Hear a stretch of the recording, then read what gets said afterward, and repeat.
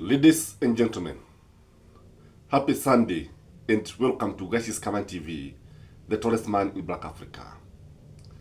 The empanelment, that is the constitution of the three-judge bench of the High Court to listen to Rigathi Gachagua case was highly contested. The lawyers actually contested that the Deputy Chief Justice has no power to constitute a bench, a three-judge bench, or a bench of an even number of judges. But the court ruled that she has powers because this is an administrative function. And they also said that the Chief Justice had not raised issues about the same. So, ladies and gentlemen, why did the Chief Justice keep quiet? Why did Mother Koome say anything about it? And why did she allow the Deputy Chief Justice to constitute a three-judge bench? Before you look at the reason why, because we can see there is a problem here, watch this advert about a plot of which is a half an acre of rice in Mwea, selling it $500,000. Just watch, then we come back. Kule, hebu onyesha kule kote mpuga, kule kote mpaka saidi hii ni plantation kubwa sana ya mpuga ukiwa shambani. Sasa huu mpuga tukishauvuna sasa, ukivuniwa na combine harvester, ukipelekwa nyumbani waitwa mchele.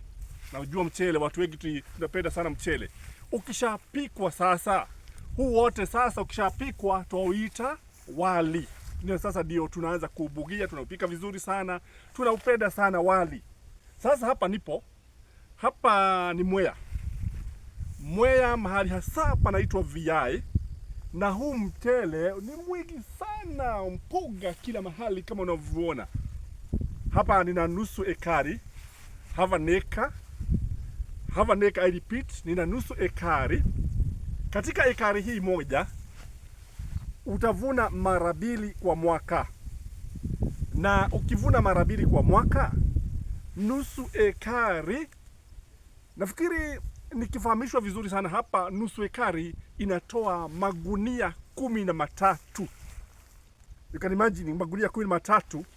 Sasa hata ukichukulia gunia moja inasema kwa mfano kilo 100, do your maths. So half an acre, 13 bags of rice, and 1 kg is 150. So multiply, na hii shamba yote watu kufanya hesabu yako, wewe unaweza kununua pesa gapi. Lakini hii tunaiuza 1 million Kenya shilling only. Nitaweka nambari yangu 1 million. Mtajionea, ni mtakuwa mkipiga kama unaitaka. Huyu ni Gashi's Kaman, by the way, si mtu mwingine. Sinawambia mara nyingi huwa natembea nauza bidhaa hapa na pale. Sasa leo tunauza shamba la mchele ukiwa shabani hivi. Kuja na milioni yako tukuuzie. Jameni, tuonane hiyo siku nyingine na nichukua kabisa. Ladies and gentlemen, what is happening in the judiciary? Why is Mother Koome not talking about this case?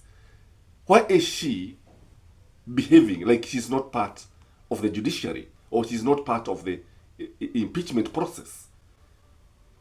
Why did she even explain to Kenyans why she allowed the Deputy Chief Justice to appoint the three-judge bench when she was actually in Kenya?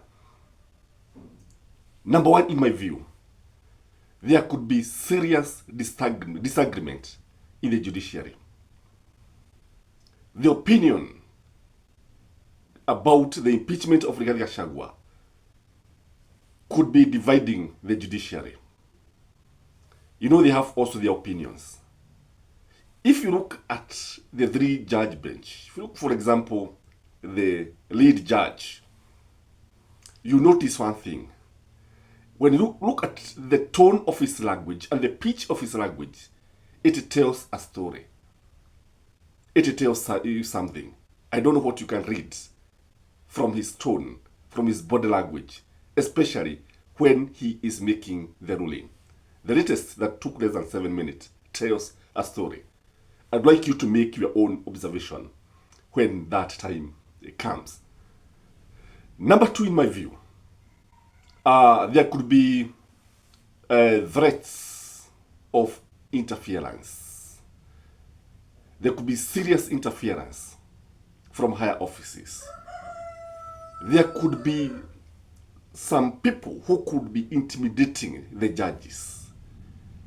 And Mother Koome feels that the court cannot give a fair ruling. That is my thinking. When you look at Mother Koome, she is actually distancing herself from this. And who is this who could be interfering with the judiciary? It is only the executive. Because when you look at the executive, the president was actually represented in the High Court, only for the lawyer to withdraw the last minute. That one tells you a lot, that the president is actually very, very interested with the direction this case is taking. And when you look at the way Gachagua was replaced, then there is a problem. Because even today, let me ask you, who is the bona fide Deputy President of the Republic of Kenya?